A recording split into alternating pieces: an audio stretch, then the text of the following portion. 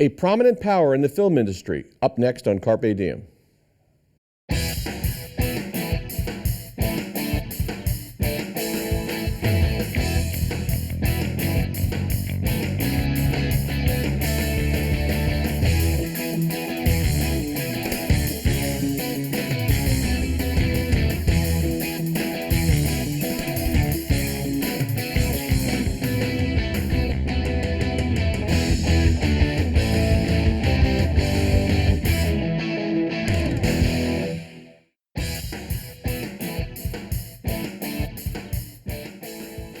Hello and welcome to Carpe Diem. I'm Merrill Brown, Director of the School of Communication and Media at Montclair State University. Joining me today is noted film producer Daniel Vazquez. Daniel has an impressive resume which includes his current membership on our school's Board of Visitors. He has just been named Director of Film 4, the production company arm of Britain's Channel 4. He'll be relocating to his native England once he completes his contract this summer at CMG, the Cohen Media Group, a film production company he joined in 2012 that has produced lauded films like The New Marguerite and Mustang. Prior to joining CMG, he was the president of National Geographic Films, where he developed and distributed theatrical titles and documentaries, including the Oscar-nominated Restrepo, and oversaw National Geographic large screen and IMAX projects. Before National Geographic, he served as president of Miramax Films, which he joined in 2005. Under his leadership, award-winning films such as Queen, No Country for Old Men, Doubt, and There Will Be Blood were released. He is here today to talk about his extraordinary career, his films, Cohen Media, his new position, and the state of the film industry. He's a resident of Montclair, will soon relocate to England, and has been a creative leader of the Montclair Film Festival. Welcome, Daniel. Thank you. So, tell us about your announcement of a move to England and a new exciting position with Channel 4. Well, it's literally hot off the presses. I mean, it was only announced this morning.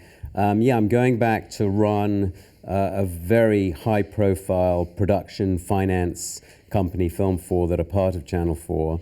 It's an incredible opportunity. It sort of feels like I've come full circle. You know, I've worked in America for 10 or 11 years now. I spent the rest of my career working in England, and I've kept up many of my kind of British film connections in terms of filmmakers and the business as a whole. So it feels very right to me, even though it's a huge move, and I'll be very, very sorry to leave America. And I've read of Film 4's incoming slate, if you will, with people like Steve McQueen and others. It sounds like you're inheriting not just a great opportunity, but a pipeline of substantial work. Yeah, very much so. I mean, Film 4 have been at the heart of British filmmaking for many, many, many years. I mean, going right back to the early films of Stephen Frears and Ken Loach and Mike Leigh, Danny Boyle, Steve McQueen, as you mentioned. I mean, so many of the British filmmakers that are working in world cinema now and in Hollywood started off with films at Film 4, and indeed the latest slate, I think, demonstrates that continuity. And the theme that runs across both your work at Cohen, your work at Miramax, and your work at Film 4 is you seem to like quality, or what people would describe as small, great, wonderful pictures. Well, I'd love people to describe them as such. Yeah, I mean, that's what I'm always looking for. I'm looking for quality filmmakers that have a real voice. Auteurs would be the slightly pretentious way of putting it, but in fact that word does describe a filmmaker who has a very specific vision, and that doesn't always get put into place, but that's what I'm always looking for. And I'm always hoping that I can match that kind of artistic quality with commerciality as well, so that we can actually get people to come and see the movies, so that they become financially successful, so that both as a company and as filmmakers, that those films can continue to get made. But conventional wisdom would be those films are getting harder to get made because of the import of the blockbuster and the tentpole movie and the action film that's going to do $200 or $300 million. As far as I know, you've never done one of those kinds of films. You have a different worldview. Are they getting harder to get made? I don't think they're getting harder. They've always been hard. I think, the business and the industry have changed. Some would say that it's actually created more opportunity for independent voices because it's almost been a polarization of the business. You have the blockbusters, you have numerous sequels, you have franchise films, you have comic book films. The studios themselves have more or less stopped making what we would call adult drama or adult comedy or anything adult, in fact. And so that, in a way, has created a bit of a gap in the market whereby that audience is not getting to see movies that they used to be able to see. No one's making Ordinary People, you know, and I think that in a way gives an opportunity for independent cinema to step into that gap. However, trying to make those sort of films for the sort of budgets that you need to make them in order to make them commercially successful is very tough. And they don't have anything like the same guarantees attached to them as Batman versus Superman has. So what's the secret to doing that in this environment? Is it about a new set of windows or release patterns or your relationship with Netflix? How does one do it in this very different media climate? I mean, if there's a secret, then I certainly don't know the answer to that secret. It's all of that. It's all of that. You have to find the right partners. You have to find the right financial partners. There is an ever-changing media landscape. There's an ever-changing window landscape, as you mentioned, in terms of when films are released in their various formats, whether it's theatrical, DVD, VOD, broadcast television. So you have to kind of mix and match all of that. You know, in a way, again, it does create certain opportunities in that there's no sort of model anymore. There's no straightforward model for how to make those particular production cycles. So it does mean there's a bit more flexibility, but everybody's still looking for the same thing. Everybody's still looking for commercial viability, even if some people have slightly deeper pockets and can afford to take bigger risks. The next Boyhood, the next Juno, the next thing that will be wonderful but also significantly commercially successful.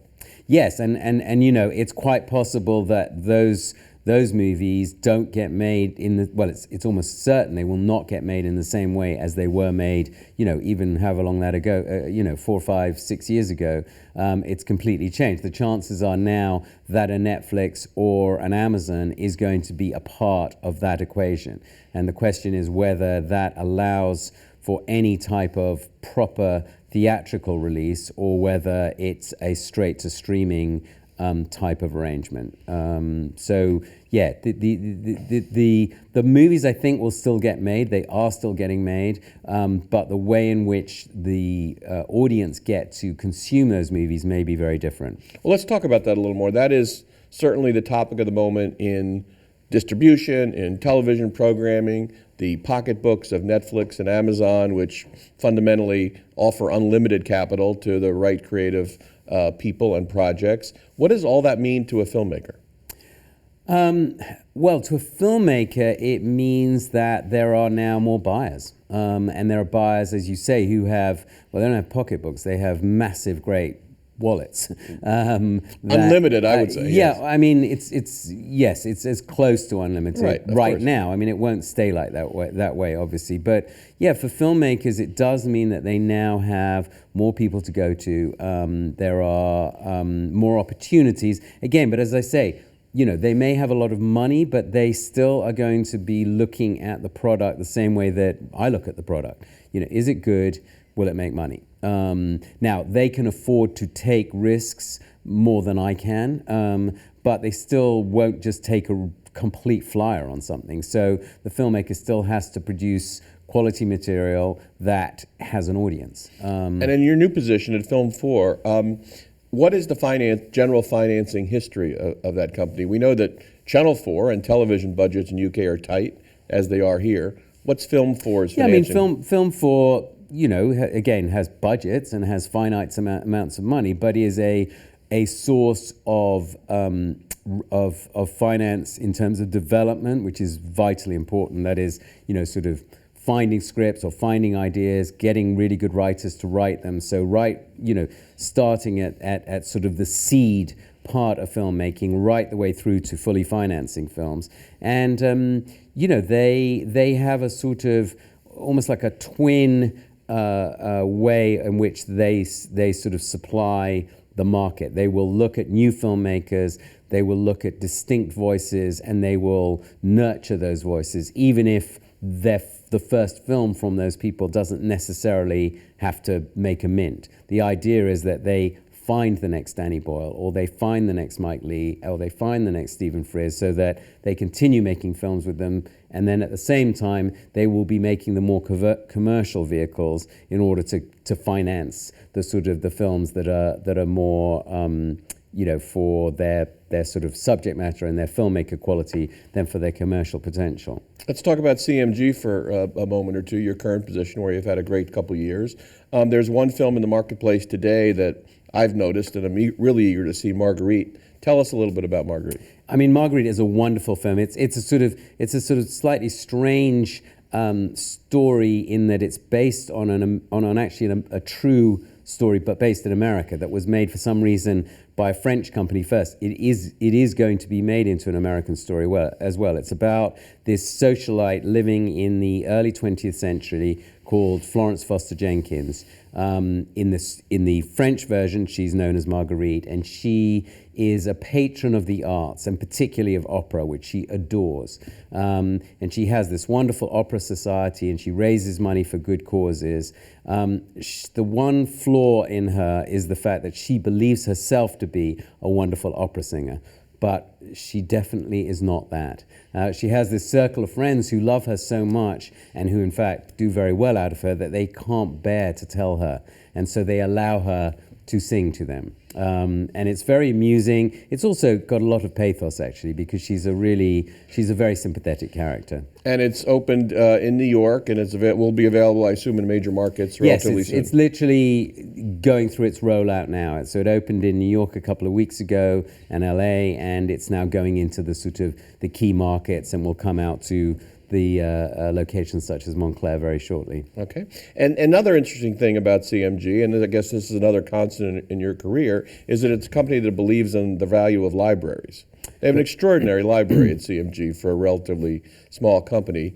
Tell me about libraries, what they mean, what it means to Cohen, and what a library represents in the Netflix, cable TV, Amazon era. Well, I mean, libraries are content. And content remains a very important part of the media landscape.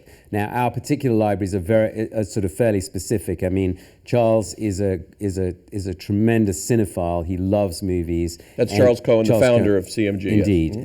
Mm-hmm. And he purchased this incredible library called the Rohauer Library, which is 700 classic films, mostly black and white, mostly silent. He owns all of Buster Keaton's films. He owns extraordinary films from that period. And what we do is we restore those films. We digitize them. We try to digitize them up to 4K standard. We re-release them theatrically wherever possible. And then we own worldwide rights to them. So they get sold to DVD companies and TV companies and sometimes theatrical companies throughout the world. We have a kind of a portal on Hulu, so we show them on there. We sell them to Netflix, we sell them to Amazon, and we buy other libraries. So we buy filmmakers that either Charles or myself are particularly fans of. We go in and try and buy whatever movie rights are available, and we recently purchased the library of Ishmael Merchant and James Ivory, which includes films such as Howard's End and Morris and Shakespeare Waller and Heat and Dust. So it's a tremendous resource.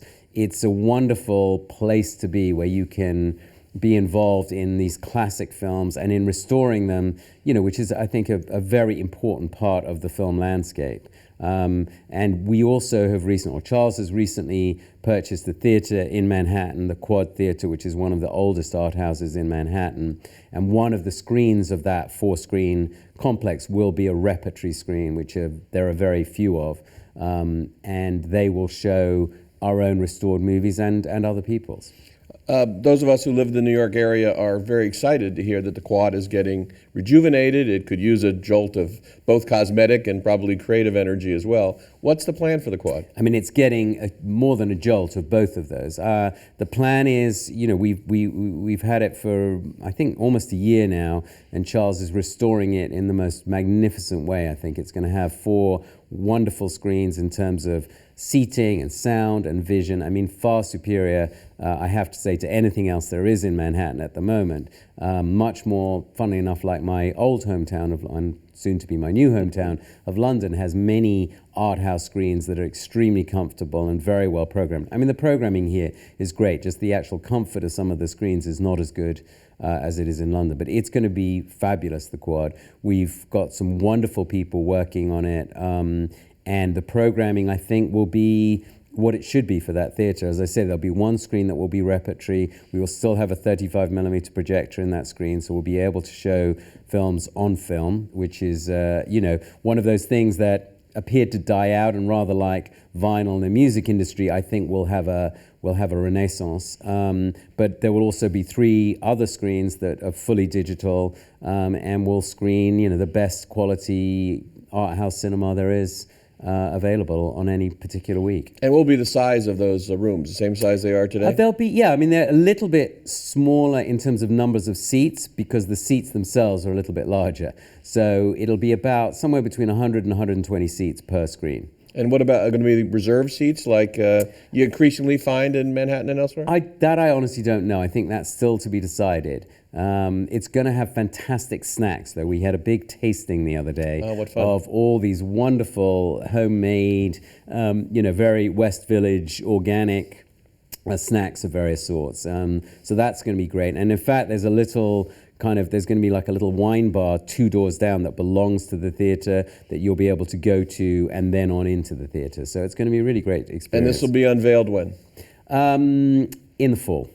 As with all building projects, giving an exact date would be, even though Charles is in real estate, it still would be perhaps not the best idea to give you an actual date, but it'll be in the early fall. And presumably you will return from London for that opening. I certainly hope so, yes. So that's exciting, and Manhattan needs it, and great of CMG to take this on, and with your creative leadership, I assume there's some planning going on about what will be screened there, and that's underway. Yeah, I mean, to be honest, that's more. We've got kind of experts in film programming who we've hired to do that, because that's what they do. I mean, I've always been on the distribution side, so I've been always in the position of trying to sell my movies to exhibitors and persuade them to play it. So really, it involves a different skill set, I think, to be able to view the landscape of film, particularly several months ahead of when those films actually hit the screen, and be able to make judgments as to what is going to be the film that anybody's going to want to see on a particular week. But also, their expertise is very much in sort of film history, and in knowing which filmmakers it makes sense to have seasons of, what sort of repertory program to put together. And I think, I'm very, very impressed with them. I think they're going to come up with a fantastic lineup. Another output for your piece of output for your creative energies has been the Montclair Film Festival. You've been a creative force, one of them, behind the festival for a number of years now. It's grown nicely. Our school is involved with helping initiatives at the film festival. Tell us the state of it. You must be very proud of it. I'm enormously proud of it, actually. I was right there right at the beginning. I was very honored to be asked to become part of the festival from day one, and I'm now an officer of the festival, and I take that responsibility very seriously, but I enjoy it enormously as well. And I think it's been fantastic for the Montclair community. I think it's amazing. I can sit back with 2 hats to have a look at this, and use my sort of film industry hat to look at the way the festival has grown in such a short period of time. I think in 5 years, it's gone from literally being a tiny little regional festival to being a festival that really is part of the overall independent film landscape. It's incredibly well established. I think the programming that Tom Hall does is phenomenal. I think the board. Tom Hall's the current director. Tom Hall's the current director. He's done an amazing job. I think everybody involved with it put so much time and effort into it, and it's been very much repaid. I think, as you know, we now own a building on Bloomfield Avenue, which will be the sort of the center of the film festival year round. I think it's great to have the cooperation with the university, and it's really, really exciting. I think this year's festival will be fantastic. Tell us the dates and the highlights, if you would. Well, it's April 28th to May 8th. I think one of the main highlights is, we're honoring the filmmaker Richard Curtis, which is a real coup to have someone of his standard coming to Montclair. So that's going to be great. I mean, there's loads of wonderful films in there.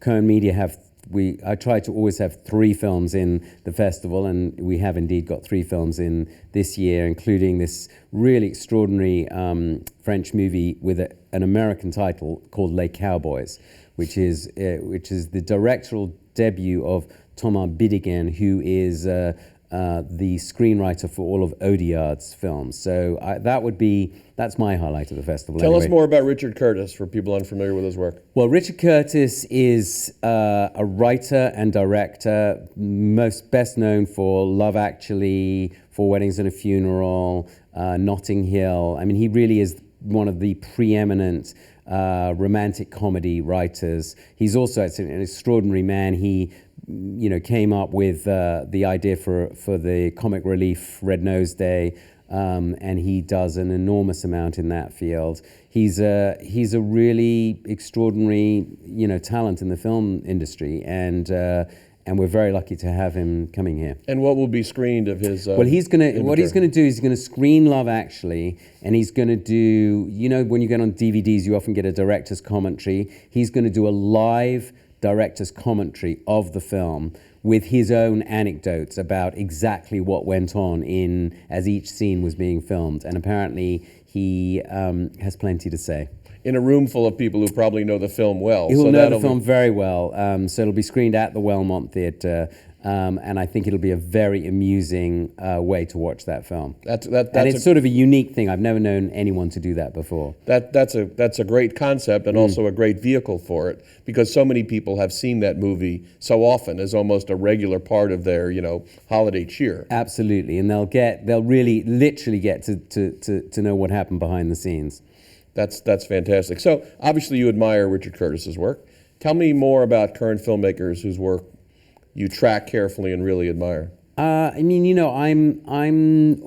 I'm sort of always moving between different filmmakers at different times. I mean, I'm a huge Quentin Tarantino fan, and I've stayed with him literally from the beginning. I released Reservoir Dogs and Pulp Fiction, going way back. So I'm always very interested to see what he comes up with next. And I have very strong ties to filmmakers such as Mike Leigh and Stephen Frears, who I've been fans of from day one and very rarely let me down. And I sort of mix and match, basically. I mean, I still am I still have many filmmakers that I grew up with, the Kubricks and the Coppolas of this world, that I tend to revert back to whenever I can.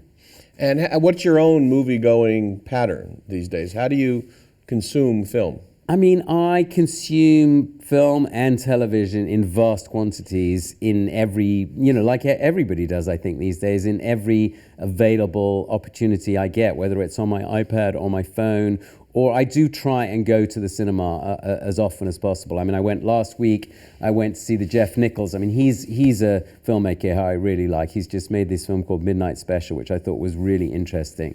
And I try to, I mean, I don't want to make this sound like a terrible cross I have to bear, but I do try and go to the theater to see movies as often as possible, to remain as connected as I can to what my business is all about. I feel like just seeing movies, I mean, we have a fantastic preview theater at Cohen Media, which is the most comfortable place imaginable to see a film, but you don't really know what audiences are making of films or how they're going or what they're saying about films unless you go out there and actually experience it with them. So I do try and do that quite often. And let's talk for a minute, and we just have a few minutes left, about where film fits in the media landscape today. One piece of conventional wisdom in media is that more and more filmmakers want to do television. As television gets more and more cinematic, Mad Men, Breaking Bad, etc.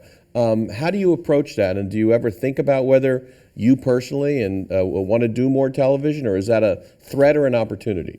I think it's both. I mean, I think in a way, you know, if you watch any of those great TV series at the moment, whether it's House of Cards or Better Call Saul, or as you say, Mad Men, or any number of those, you will find, just check the credits to see who's directing them.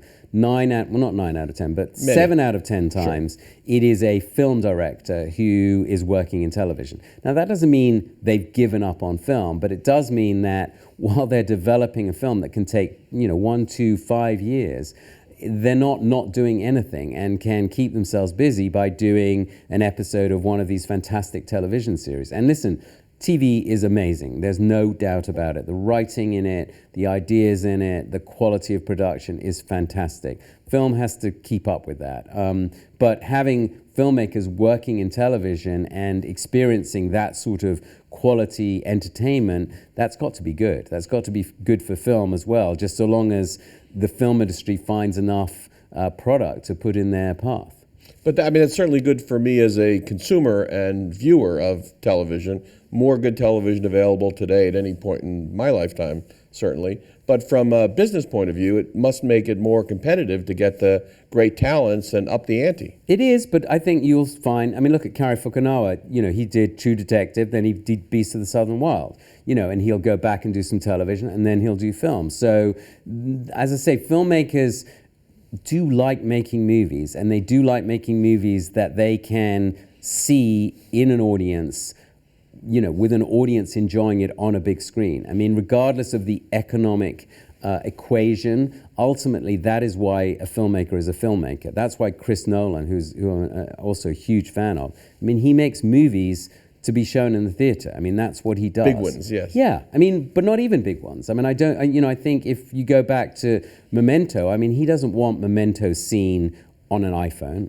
The whole sort of enjoyment of that film is to get the frisson of watching it with an audience. So, I protect what I believe to be where films should be shown, and I may sound a bit dinosaurish, but thus far, it's survived an enormous amount, cinema. It really has. It survived TV, it survived DVD. I think it will survive streaming. Well, congratulations on your new post, and as someone who's appreciated everything that's taken place around Montclair during your tenure at the film festival, thank you for all you've given the community. Thank you, Merrill. If you'd like more information about this episode of Carpe Diem or any other Carpe Diem, you can write to us at the email address on your screen, carpediem@mail.montclair.edu, or call us at 973-655-5158. For Carpe Diem, I'm Merrill Brown. Thanks for watching.